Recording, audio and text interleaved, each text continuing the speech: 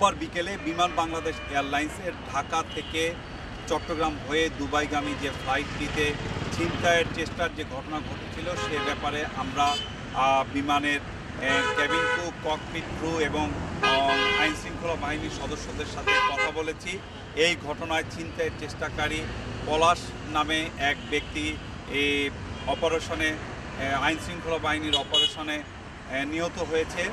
আমরা ক্রুদের সাথে কথা বলে যেটি জানতে পেরেছি সেটি হচ্ছে যে ঢাকা থেকে চট্টগ্রাম যাওয়ার পথে বিমানটি যখন চট্টগ্রামে অবতরণের চেষ্টা করছিল, সবাইকে সিট বেল্ট বেঁধে চট্টগ্রাম বিমান শাহ আমানত আন্তর্জাতিক বিমানবন্দরে নামার জন্য প্রস্তুতি নিচ্ছিল, তখন পিছনের 17A নম্বর সিট থেকে একজন যাত্রী হঠাৎ করে বিজনেস ক্লাসে চলে আসে এবং তাকে ক্যাবিন ক্রুরা জিজ্ঞেস করা মাত্রই সে তার হাতে থাকা একটি অস্ত্র সদৃশ্য বস্তু দেখিয়ে সাথে সাথে ককপিটের দরজা খুলে দেওয়ার জন্য বারবার চেষ্টা করে এবং ক্রুদেরকে বারবার চাপ প্রয়োগ করে যে ককপিটের দরজা খুলে দিতে, এবং সে বলতে থাকে যে তার হাতে বোম বা গ্রেনেড জাতীয় কিছু আছে এবং তার হাতে একটি পিস্তল সদৃশ্য কিছু তারা দেখতে পায়। ক্রুরা তার সাথে কথোপকথন করতে থাকে এবং কথোপকথনের এক পর্যায়ে ক্রুরা তাকে বলে যে দরজা খোলার জন্য ক্রু চিফ পার্সার আর তখন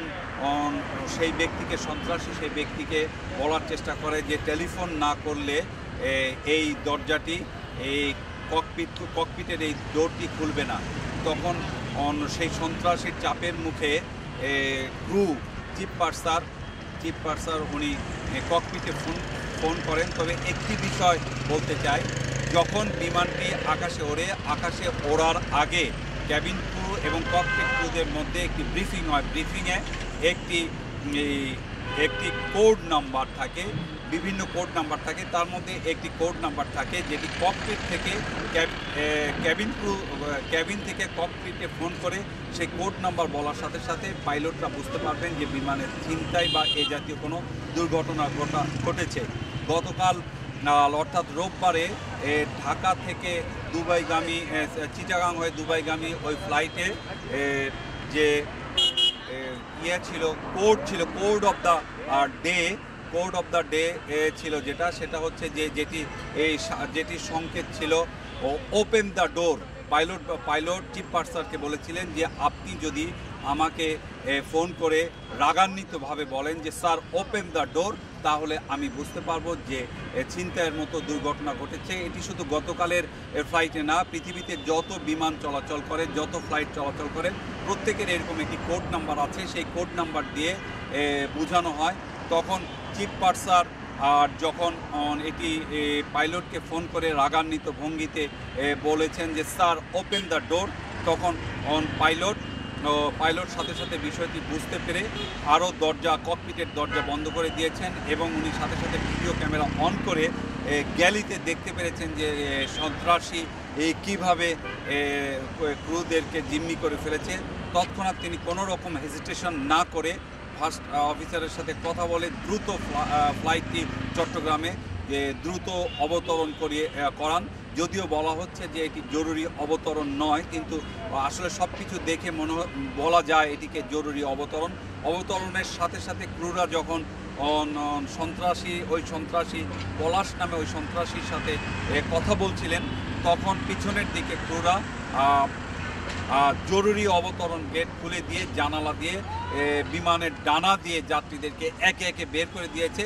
সব যাত্রী বেরিয়ে যাওয়ার পরে ক্রুরাও একে একে বেরিয়ে যেতে সক্ষম হয়েছে। বেরিয়ে যাওয়ার এক পর্যায়ে সাগর নামে একজন ফ্লাইট স্টুয়ার্ড সে বেরিয়ে যেতে পারেনি, তাকে জিম্মি করে ফেলে পলাশ নামের ওই সন্ত্রাসী। এক পর্যায়ে পলাশের কাছে অবস্থা বেগতিক দেখে পলাশের কাছে সন্ত্রাসী তার জামাটা চায় যে তুমি এই ক্যাবিন ক্রুর জামাটা দাও, এই জামা গায়ে দিয়ে আমি ক্যাবিন ক্রু সেজে বাইরে বেরিয়ে যাব।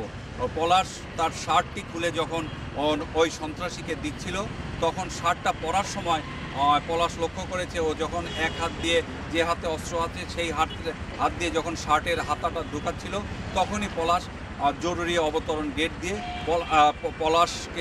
পলাশের চোখে ফাঁকি দিয়ে সাগর বেরিয়ে যায় এবং ফ্লাইটের মধ্যে তখন একা হয়ে পড়ে সন্ত্রাসী এবং ততক্ষণে ককপিট দিয়েও ক্রুরা জরুরি অবতরণ করে বাইরে বেরিয়ে যায়।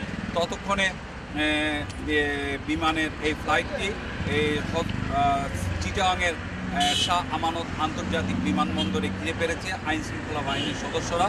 তারা দফায় দফায় ওই সন্ত্রাসীর সাথে কথা বলতে থাকে, ওই সন্ত্রাসী সরকারের উচ্চ পর্যায়ের সাথে কথা বলার দাবি জানায় এবং তিনি দাবি করেন যে তিনি একজন সরকারের উচ্চ পর্যায়ের সাথে কথা বলবেন, তার দাবি দেওয়ার কথা জানাবেন। এক পর্যায়ে কথা বলতে বলতে কমান্ডো সেনাবাহিনীর কমান্ডো অপারেশনের মাধ্যমে কমান্ডোরা ভিতরে ঢোকে এবং অপারেশনের মাধ্যমে সন্ত্রাসীকে পরাভূত করে। আহত অবস্থায় তাকে বাইরে বের করে নিয়ে আসা হয় এবং আইন শৃঙ্খলা বাহিনীরা বলছে প্রায় কিছুক্ষণ পরে সেই সন্ত্রাসী মৃত্যু হয়। যে কথাটি বলতে চাইছে, এই ঘটনার পরপরই পুরো শাহ আমানত আন্তর্জাতিক বিমানবন্দরের নিরাপত্তা জোরদার করা হয়েছে। বিকেল 5:15 থেকে রাত 11:30 পর্যন্ত প্রায় 6-7 ঘন্টা এই আন্তর্জাতিক এই এয়ারপোর্টটি ফ্লাইট ওঠানামা বন্ধ ছিল। সকালবেলা যখন বিমানবন্দরে এসেছি, আজকে বিমানবন্দরে এসে লক্ষ্য করেছি যে নিরাপত্তা ব্যবস্থা অন্যান্য দিনের মতোই কিছুটা জোরদার করা হয়েছে। তল্লাশি ছাড়া আসলে আজকে যে কোনো জায়গা দিয়েই কাউকে ঢুকতে দেওয়া হচ্ছে না এবং বিমানের সচিব সঙ্গে ছিলেন বিমান মন্ত্রণালয় থেকে গঠিত তদন্ত কমিটির প্রধান অতিরিক্ত সচিব মোকাব্বির হোসেনের নেতৃত্বে 5 সদস্যের প্রতিনিধি দল। বিমানমন্ত্রী এবং সচিব পুরো বিমানবন্দর এলাকা ঘুরে দেখেছেন এবং তারা নিরাপত্তা ব্যবস্থা সরজমিনে দেখেছেন এবং এক পর্যায়ে তারা সাংবাদিকদেরকে নিরাপত্তা ব্যবস্থা দেখিয়েছেন এবং সাংবাদিকদের সাথে পরবর্তীতে তারা আনুষ্ঠানিকভাবে কথা বলেছেন। আনুষ্ঠানিকভাবে কথা বলার এক পর্যায়ে তারা বলেছেন আসলে নিরাপত্তা ব্যবস্থা সঠিক ছিল, কোনো রকম অবহেলা বা গাফিলতি তারা এখন পর্যন্ত পাননি। তবে কী কারণে ঘটেছে, কেন ঘটেছে, কারা ঘটিয়েছে বা আদৌ কী ঘটেছিল এ বিষয়টি তদন্ত করে তারপরে এই বিষয়টি স্পষ্ট করে বলা যাবে বলে জানিয়েছেন। সংবাদ সম্মেলনে সাংবাদিকরা বারবার জানতে চেয়েছিলেন যে তাহলে কিসের প্রেক্ষিতে ঘটনা ঘটলো বা কী হলো। ওনারা এ বিষয়ে আসলে স্পষ্ট করে কিছুই বলেননি। সাংবাদিকদের পক্ষ থেকে বারবার বলা হচ্ছিল যে বিমানবন্দরের নিরাপত্তায় নিয়োজিত পুলিশ, এপিবিএন, আনসার আর বিমান বাহিনী, সিভিল এভিয়েশনের সদস্য এবং আরও বিভিন্ন আইন শৃঙ্খলা বাহিনীর প্রায় 6 থেকে 7 ধরনের আইন শৃঙ্খলা বাহিনীর সদস্যরা বিমানবন্দরে মোতায়েন আছে। তাদের মধ্যে সমন্বয়হীনতাই এই জাতীয় দুর্ঘটনার কারণ কিনা সাংবাদিকরা জানতে চেয়েছিলেন। এই বিষয়টিও বিমানমন্ত্রী এবং সচিব এড়িয়ে গেছেন। তবে তারা বারবার অনুরোধ করেছেন যে যেহেতু দেশের স্বার্থ সংশ্লিষ্ট বিষয়, সেহেতু এই বিষয়টি যেন গণমাধ্যমে নেগেটিভলি উপস্থাপন না করা হয়, দেশের স্বার্থে যেটি সত্য সেটি যেন উপস্থাপন করা হয়।